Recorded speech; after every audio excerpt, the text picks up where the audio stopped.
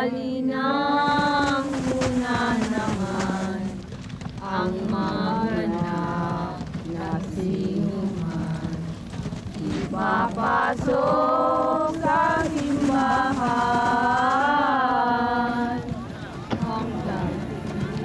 Nagluluksa ang buong bayan ng San Felipe sa malagim na trahedyang sinapit ng isa sa hinahangang anak ng bayang ito. Tuloy lang po!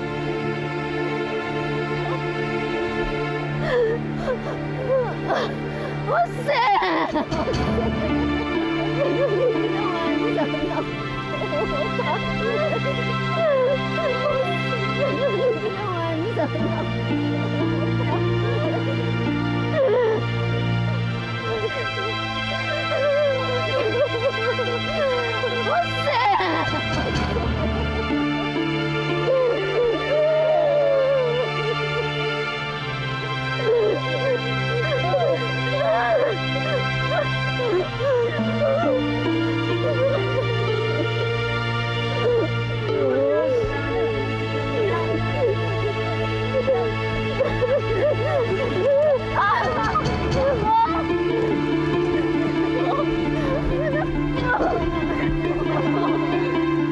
Si Dr. Cruces ay natagpo ang patay kasama ang dalawang magnanakaw.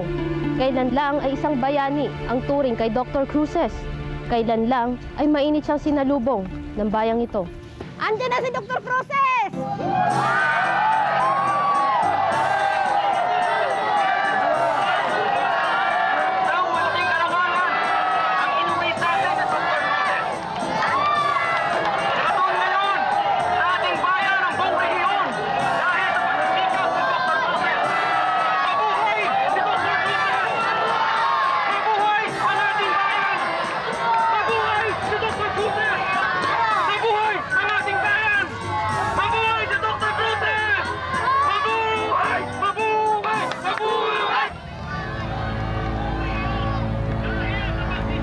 Yan ba yung barefoot doctor na binigyan daw ng award sa Maynila? Opo, Governor. Anak po siya ni Mang Joseph at ni Aling Maria. Si Mang Joseph po, yun yung amahin niya.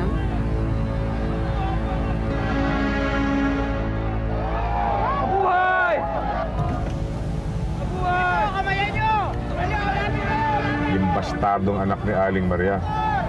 Yan! Malaking skandalo yan dito nung mabuntis si Aling Maria. Hanggang ngayon ho yata, hindi pa rin niya alam kung sino ang tunay niyang ama. Mabuhay!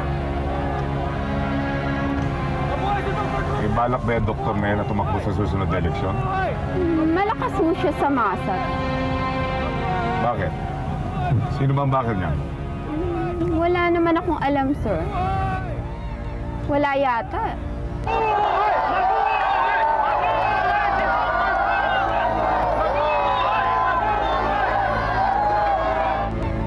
Parang santo ko ituring ng mga tao. Marami nang naluloko. Oh, sige na. Diretso na tayo sa Kapitolyo.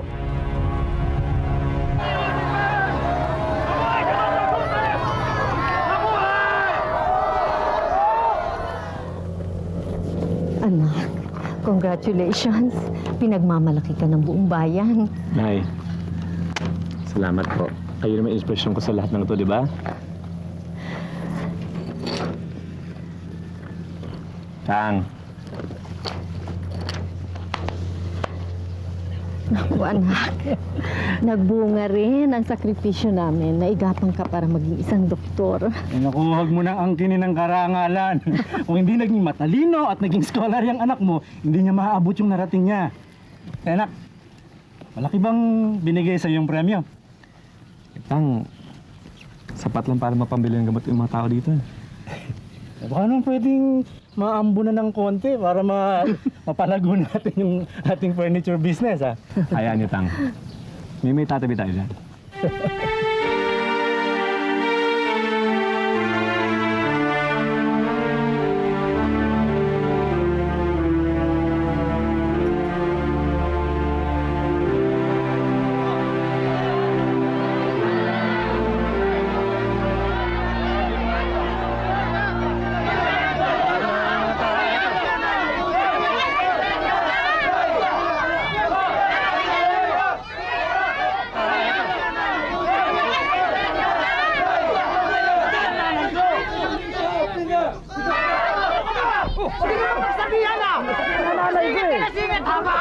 Jude!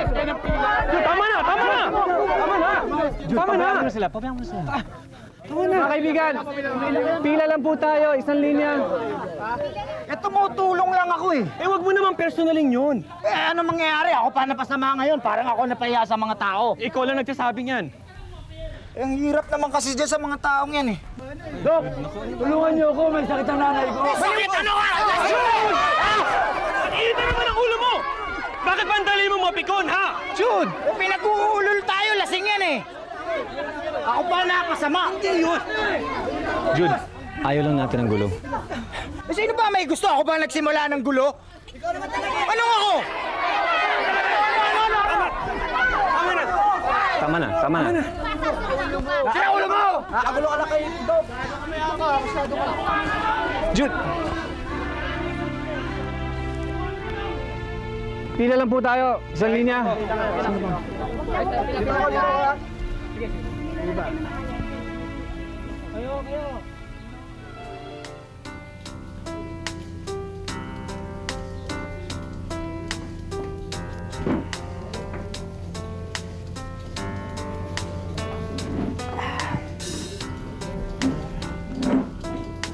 Jude, kanina ka pa namin hinahanap sa meeting ah. Ay, Pit. Buka. Hindi naman ako importante sa grupo eh. Gagawin ka ba naming treasurer kung hindi ka importante sa asosasyon? Ako lang ang basagulero sa grupo, di ba? Di ba? Mabigat akong kasama, mabigat akong dalin. Kaya mabigat ang dugo nyo sa akin, alam ko yan. Jude, bakit ka ba ngayon magkakaganito? Ngayon pang nakikita natin na may direksyon na ang samahan natin? Alam mo, mas sumama nga nang sumikat si Doc Jose. Alam ko yan. Hindi mo ba napapansin, ha? Hindi mo napapansin? Parang ginagawa niya tayong mga alalay. Paano ba naman siya lang itong may natapos sa atin? Ano ba naman tayo bago tayo nagboluntaryo sa kanya? Alam mo ikaw, Pete. Masyado kang sunod-sunuran sa kanya. Alam mo ba yun? Hindi. Ha? Alam mo, dapat lang siyang makisama. Kaya siya pinakamagaling, ha? Siya ang laging tama. Siya ang pinaka-okay sa ating lahat dahil siya ang titulado, ganon. Hindi sa ganon, Jude. Halika na, tayo na. Hindi. Ganito ka lang. Ngayon pa lang nagsisimula kasiyahan dito. Kumuha ka ng chiko. Hindi na. Sorry kasi Uy! kulit nung hindi na ng alahat. Ayos lang, walang problema. Oh, Pete, kita mo si Ginger ko. Baka may kursunada ka dyan. Hindi na. Mauna nakatotoo ka. Sige na, kung ayaw mo, mag-beer ka na lang. Sige, uminom ka. Hindi na. Malaking responsibilidad natin ngayon. Dahil malaking tiwala ng mga tao sa atin. Dumadagsa ang donasyon. Kaya dapat mas lalo tayong mag-ingat para hindi tayo pulaan na nagwawaldas ng donasyon. Pero, sino yung kailangan nating unahin? Pati mga kalapit na yon ay humihingi na rin ng tulong. Ang kailangan gumawa tayo ng sistema para lahat mapagsilbihan.